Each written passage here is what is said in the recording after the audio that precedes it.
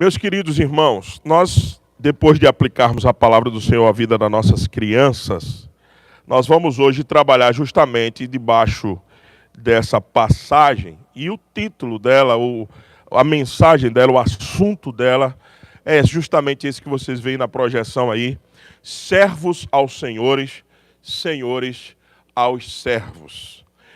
Nós precisamos entender que nós estamos dentro de uma série, e a escolha de Efésios foi propositada porque é uma carta que trata diretamente com a vida da igreja local. Apóstolo Paulo tinha um propósito: reforçar a fé dos efésios.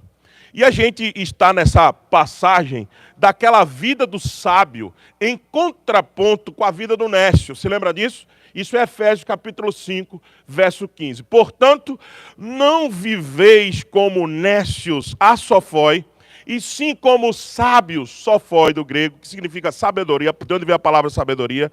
Vivam com sabedoria, e não vivam como tolos e astutos, ou estutos, ou aqueles que são dotados de falta de sabedoria. E como é que vive o sábio? Primeiro, compreendendo qual é a vontade de Deus. Melhor, vamos recapitular. Primeiro, remindo o tempo, verso 16. Verso 17, capítulo 5. Procurando compreender qual é a vontade de Deus. Verso 18. Não vos embriagando, não se enchendo de vinho, mas enchei-vos do Espírito Santo. Aí vem uma série de gerúndios, 19, 20 e 21, dizendo para nós como é que a gente se enche do Espírito Santo e, consequentemente, como é que a gente vive vida de sabedoria. Cantando salmos, hinos e cânticos espirituais, dando sempre graça a Deus por tudo e sujeitando-vos uns aos outros. Aí, como é que a gente se sujeita? Apóstolo Paulo vem debulhando, vem se debruçando para mostrar como um sábio vive. Como é que a gente se sujeita? Mulheres, sujeitando-se aos vossos maridos. Marido, se sujeitando às mulheres. Filhos, obedecendo a pais. Pais, amando e corrigindo os seus filhos. E agora, servos, se submetendo aos seus senhores. E os seus senhores amando e cuidando dos seus servos. É isso que nós vamos ver na palavra de Deus nessa manhã. A atualidade desse assunto é algo que me impressiona, principalmente na relação patrão e empregado dentro de um contexto migratório que vivemos. Isso é algo que tem me chamado muita atenção aqui, nesse curto período de tempo que eu tenho estado nos Estados Unidos, como essa relação entre patrões e empregados, relação de senhores e servos, é tão deturpada, é tão adulterada, é tão distanciada da realidade bíblica. É uma coisa que me deixa assustado. E eu espero que de alguma maneira hoje, com a exposição de hoje, a gente corrija isso. Se você está aqui na condição de patrão, repense. Se você está na condição de servo, também repense as suas atitudes. Porque o que mais me deixa alarmado é que nessa relação, o que o apóstolo Paulo chama a gente para ter é temor e tremor. Porque nós não estamos nesta posição porque nós conseguimos apenas por causa da nossa força, da inteligência do nosso raciocínio, e estar na posição que estamos. Mas, sobretudo, porque Deus nos colocou nessa posição. E é preciso ter temor e tremor. Porque o Senhor, certamente, diz Ele, recompensará cada um segundo as suas atitudes. Está aqui igualmente no texto, no verso 8, e a gente vai ver isso. Por que tratar disso numa carta que... Vocês podem estar fazendo essa pergunta: pastor, por que tratar disso numa carta onde o autor está preocupado com a vida da igreja local? Por que tratar sobre isso? Tanta coisa para se falar dentro da relação, dentro do escopo do tema igreja, e Paulo se preocupa com isso. Por quê? Porque entenda de uma vez por todas, nossas relações de trabalho, nossas relações na família, nossas relações como marido e mulher, como filhos a pai, nossas relações no contexto social de trabalho, todas essas relações influenciam diretamente na vida da igreja local. Não há como a gente fugir disso. Se a gente quer uma igreja saudável, e a gente tem lutado tanto por isso aqui, é preciso consertar os relacionamentos. É preciso ajustar a relação, não só dentro de casa, como fora de casa no trabalho, nas carreiras profissionais, nossas relações sociais, para que o ambiente na igreja, quanto também na sociedade, seja algo saudável, meus irmãos. E uma das coisas que eu tenho mais enfrentado como pastor nesses 20 anos, todas as vezes que a gente vai se deparar com um problema, geralmente está ligado a relacionamentos. Pessoas que não sabem se relacionar. Pessoas que não estão prontas para o contraditório. Pessoas que não estão prontas para o confronto.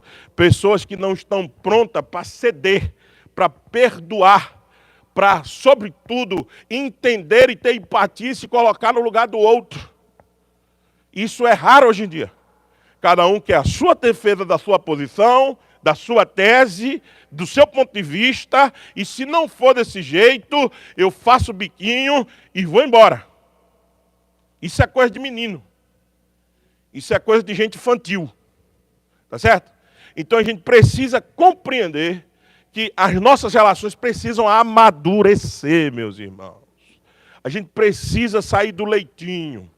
A gente tem que vir para uma coisa mais sólida e lutar contra as nossas próprias tendências.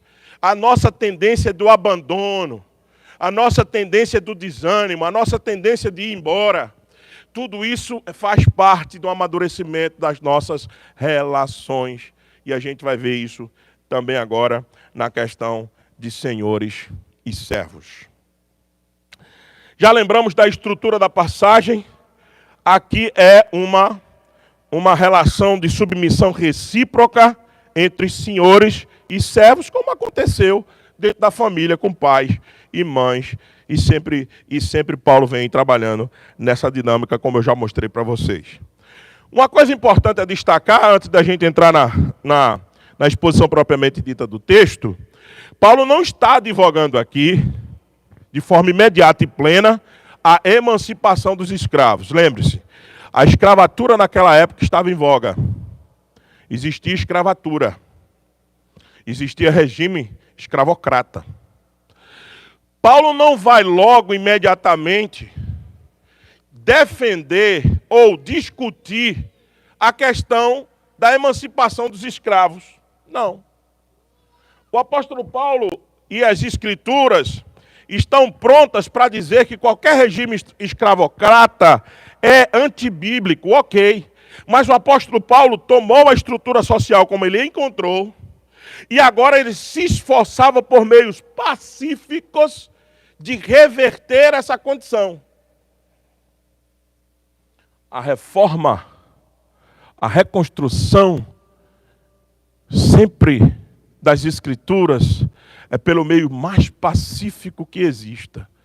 O de dentro para fora, melhorando as relações para implodir as desigualdades e a escravatura de dentro para fora, nunca de fora para dentro. Veja que é isso que o apóstolo Paulo vai tratar. Sua norma aqui equivale que o escravo obedeça ao seu senhor, sim, de todo o coração, que o senhor seja bondoso para com seu escravo, de todo o seu coração. Assim, a má vontade, a desonestidade, a preguiça do escravo sejam substituídas por um serviço voluntarioso, pela integridade, a laboridade, sem roubo.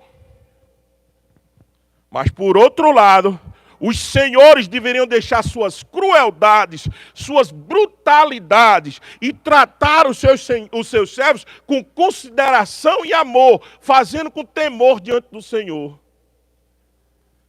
A escravatura seria abolida de dentro para fora.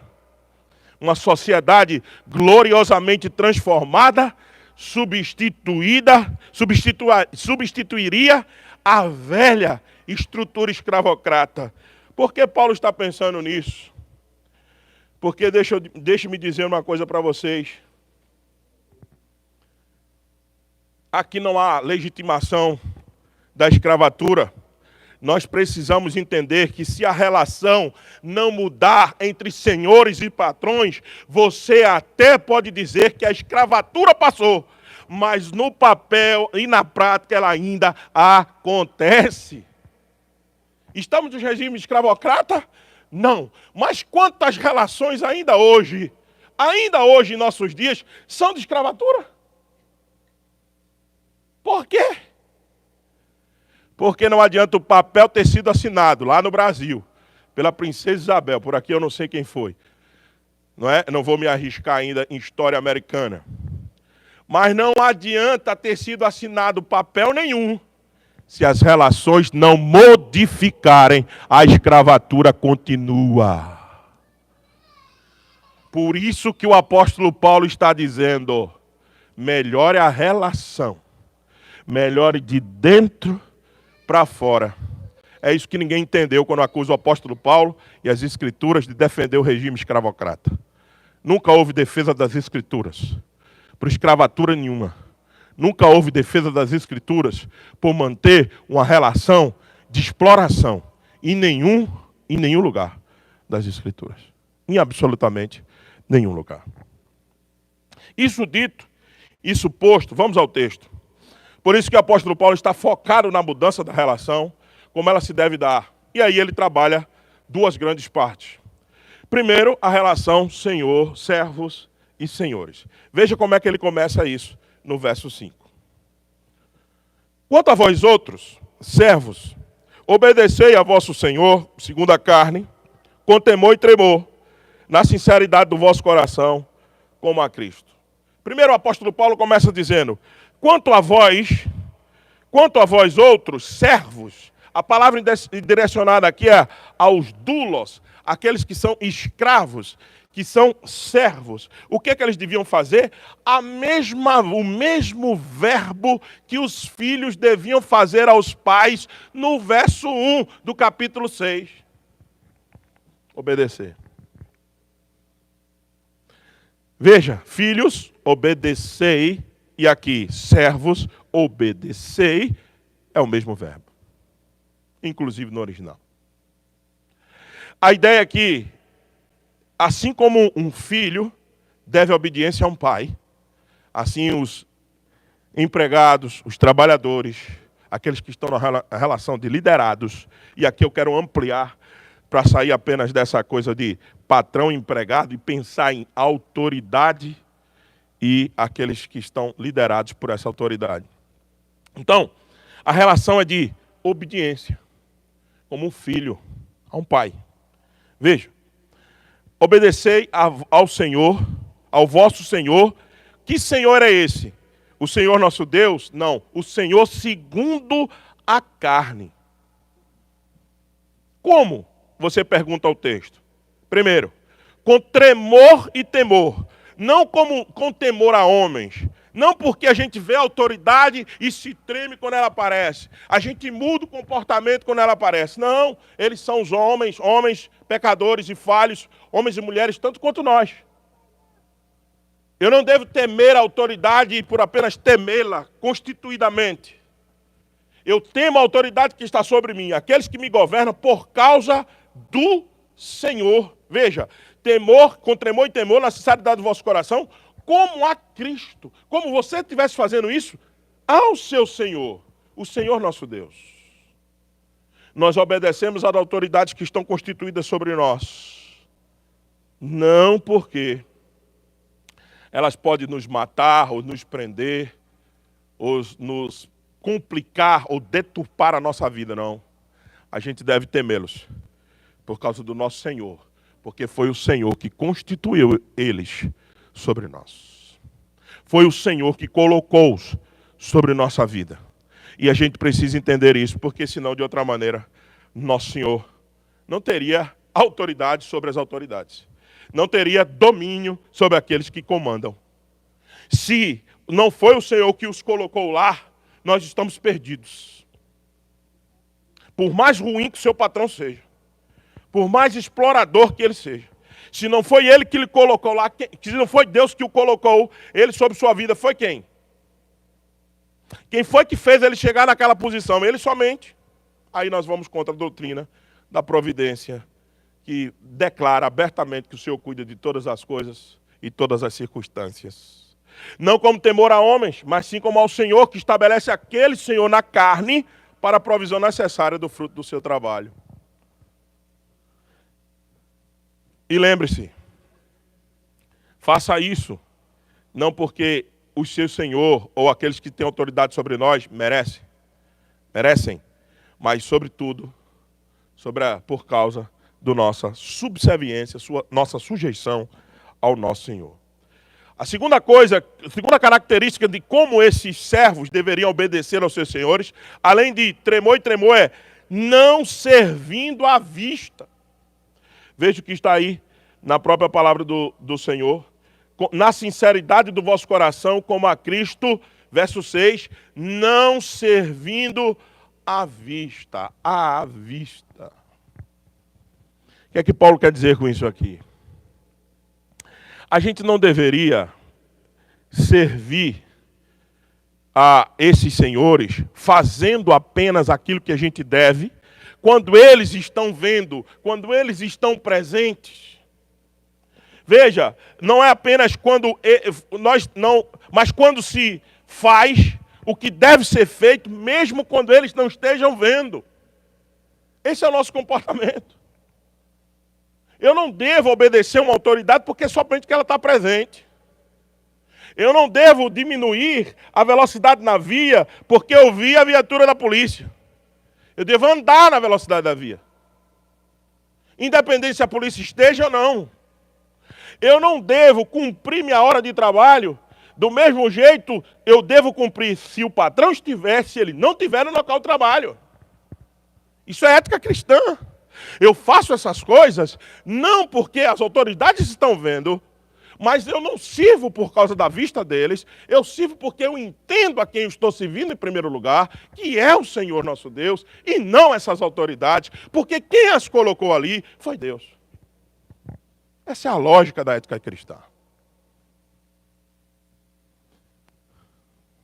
Pastor, e quando tudo isso é abusivo, quando tudo isso é explorador, você tem dois caminhos. Em primeiro lugar, ore muito, para que Deus retire essa autoridade constituída sobre você. Retire mesmo. Ore. Ou então, você pode, se for uma relação de trabalho, procurar o teu trabalho. Se for uma relação de que você não, como a gente muitas vezes vê hoje acontecendo, se você não concorda com algumas coisas que estão estabelecidas na sua cidade, mude de cidade. Mude de país. Mas se você estiver debaixo dessas autoridades, a regra é servir com tremor e tremor, não servindo à vista e com sinceridade de coração. É isso que está no verso 5. Eu pulei aqui, mas a ordem seria essa. Com temor e tremor, com sinceridade de coração e não servindo à vista. Na sinceridade do nosso coração, é não com peso, não com preguiça, não de fachada, não tomando tempo do trabalho para fazer outras coisas, não indo para o banheiro e dizer assim, não, eu estou orando pela empresa. Não é? Não, se o seu patrão estabeleceu uma hora devocional na sua empresa, faça. Mas se não, você foi para ali, não para ler as escrituras, nem orar, para trabalhar. Isso é roubo de tempo, isso é roubo de hora. Entenda bem isso. Com sinceridade no vosso coração, sem peso algum, sem preguiça, sem fachada, não voando, não cortando hora, não ganhando tempo de nada, apenas indo lá e cumprindo a função pela qual você foi contratado. Essa é a forma de nós servirmos ao Senhor, nosso Deus. Veja, o verso 7 diz assim, servindo de boa vontade, como ao Senhor e não como a homens. Esse é o princípio que deve percorrer toda a nossa atitude. Nós não estamos servindo a homem nenhum.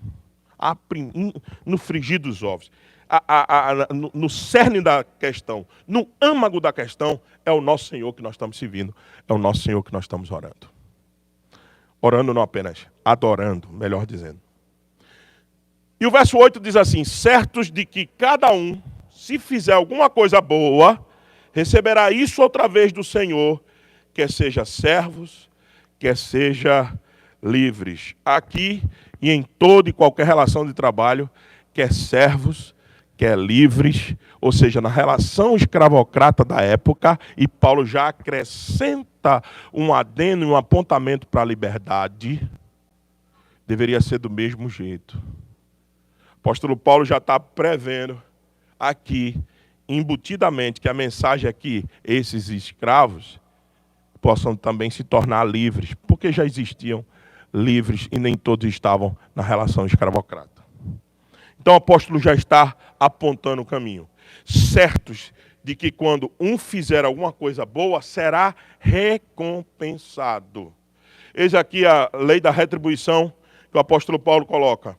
Por que a gente deve fazer tudo isso? Visando o aumento salarial, visando a temporânea, aumentar o tempo na relação de trabalho. Não. É porque, de alguma maneira, o Senhor nos abençoará quando nós estivermos cumprindo aquilo que Ele estabeleceu para a gente fazer. De alguma forma, Ele nos recompensará. Não porque merecemos, mas porque estamos tentando a obediência que Ele estabeleceu nos seus princípios, na palavra do Senhor. A segunda parte agora. Senhores a servos. Se os servos devem obedecer aos seus senhores com temor e tremor, na sinceridade do vosso coração, não servindo à vista, entendendo que quando eles fazem para o Senhor, e disso vem uma recompensa. O outro lado da questão também está envolvida. Os senhores. Veja, como é que o Senhor começa, como Paulo começa essa relação. E vós, senhores, de igual modo procedei para com eles. De que modo? Do mesmo modo que os servos ou aqueles que estão debaixo de autoridade precisam se comportar para respeitar as autoridades constituídas, as autoridades, os patrões, os líderes de trabalho precisam fazer da mesma maneira que os servos. Se lembra daquela palavrinha que nós temos repetido todas as vezes aqui nessa passagem ampla de Efésios?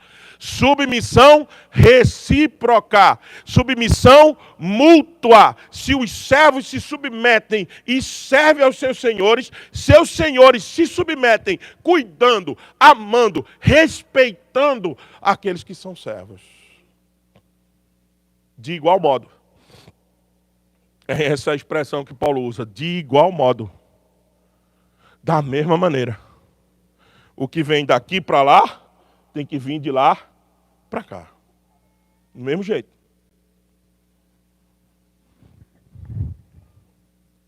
Como que os senhores devem fazer isso? O apóstolo Paulo indica. De igual modo, procedei com eles. Primeiro, deixando as ameaças. Oh, meus irmãos, como a relação de autoridade de patrões melhoraria muito a relação dentro do trabalho se os patrões deixassem as ameaças.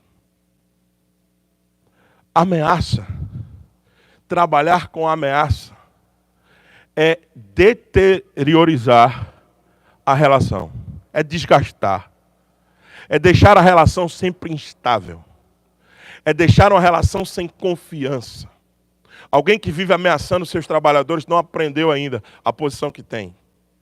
Ameaçam dizendo que vai fazê-los perder o emprego, que vai fazê-los perder o trabalho.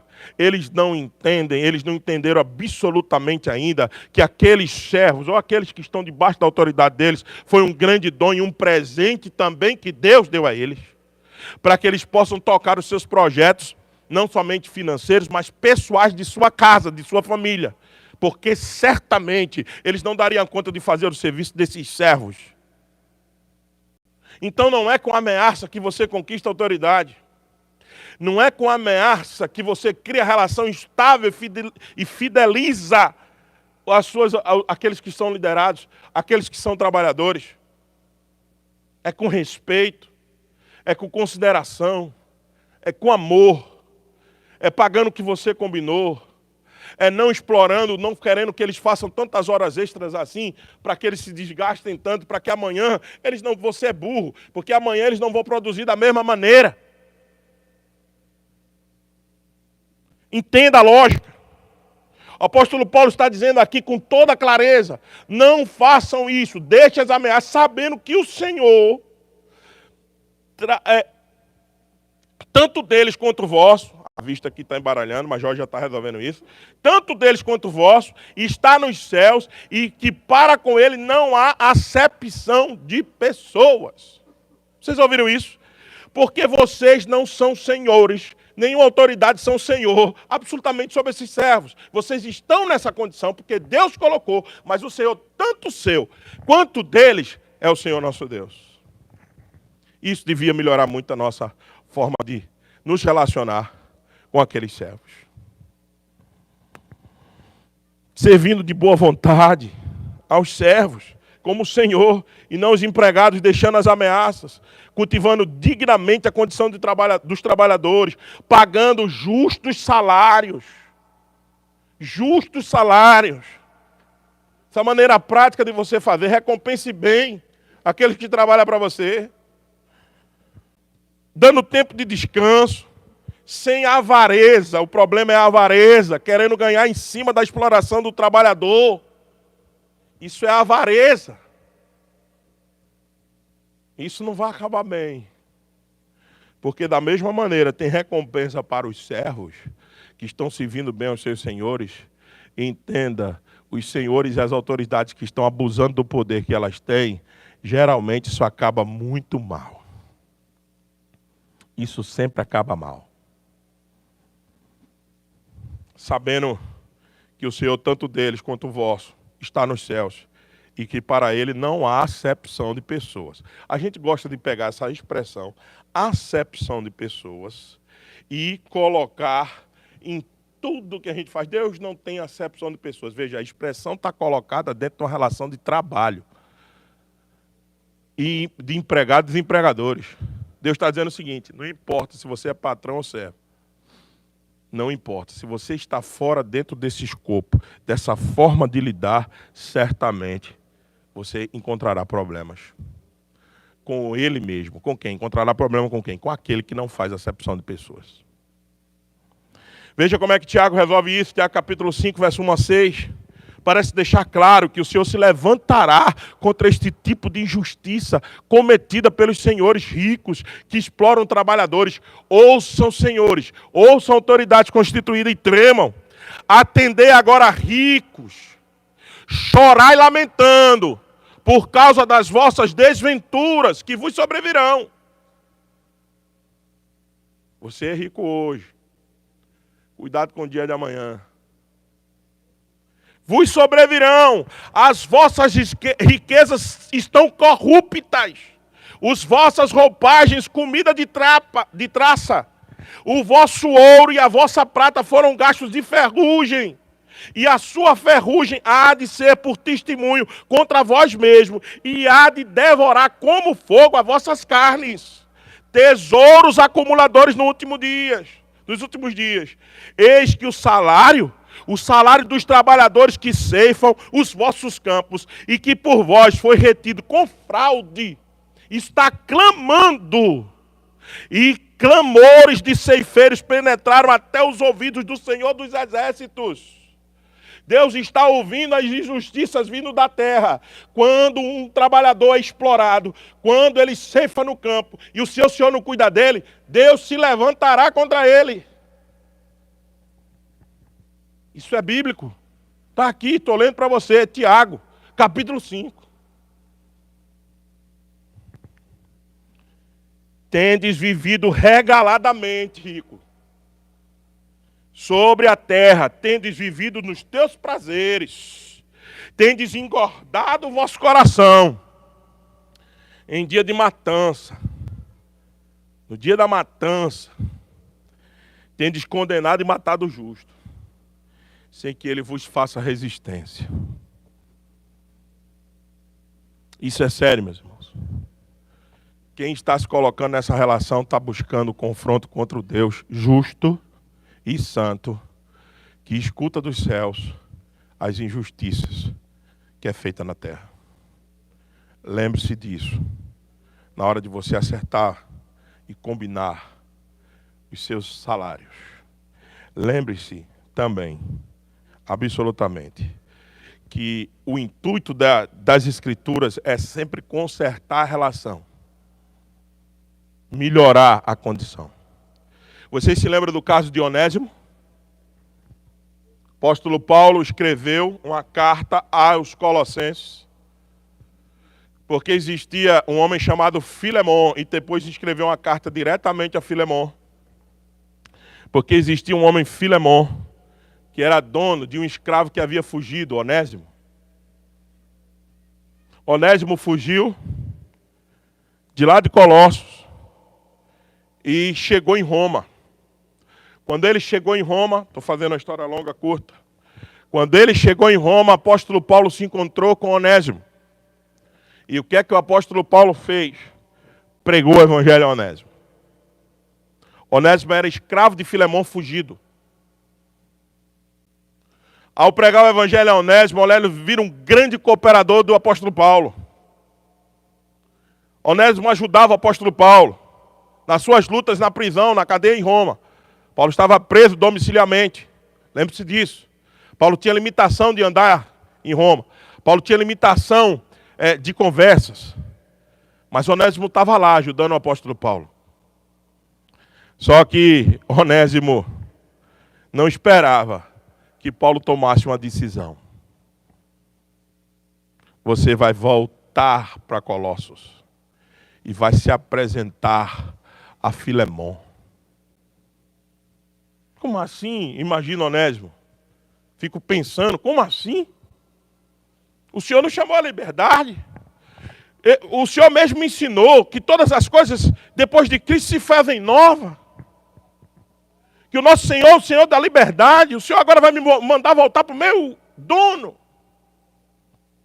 Por aquele que me escravizava.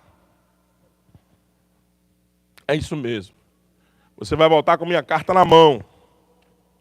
E você vai dizer a ele, e eu vou dizer a ele, que trate você agora não como escravo, mas como um irmão em Cristo Jesus. Ele pagou por você, certamente, alguma quantia, e eu não posso ficar com você que estaria roubando a ele. Mas agora eu vou recomendá-lo que ele não trate você mais como um escravo, e sim como um irmão em Cristo Jesus. É isso que fez com que o caso de Onésimo, um escravo fugitivo de Colossos para Roma, que foi encontrado pelo apóstolo Paulo, Paulo lhe prega o evangelho, ele modifica e ele manda a recomendação para a igreja de Colossos. Este foi usado por Deus para transformar o escravo em um irmão amado, um ladrão em um cooperador. Não sabemos o que aconteceu, mas se as Escrituras deixou registrada a carta de Filemon, é porque isso é para regularizar a nossa ideia de que mais do que lutar contra qualquer regime escravocrata, nós devíamos lutar pela melhora dos nossos relacionamentos como servos e como senhores. Nós não queremos escravatura, mas a escravatura não se dá por decreto, a escravatura se dá pela relação. Quando a relação é amadurecida, não há escravatura. E a gente precisa entender isso. Algumas aplicações, meus irmãos, para concluirmos. Primeiro, qualquer trabalho que você tenha que fazer, faça como ao Senhor e não como a homens. Ou por causa apenas do lucro financeiro. Não faça isso. Isso terá prazo de validade. Você vai logo desestimular do trabalho. Você vai logo querer deixar aquele trabalho. Porque você está fazendo como para homens. Faça como para o Senhor.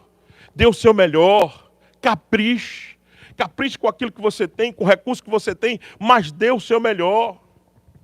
Não imagine que você fazendo de qualquer maneira para cumprir sua carga de horário, você terá o lucro financeiro e você terá a bênção do Senhor.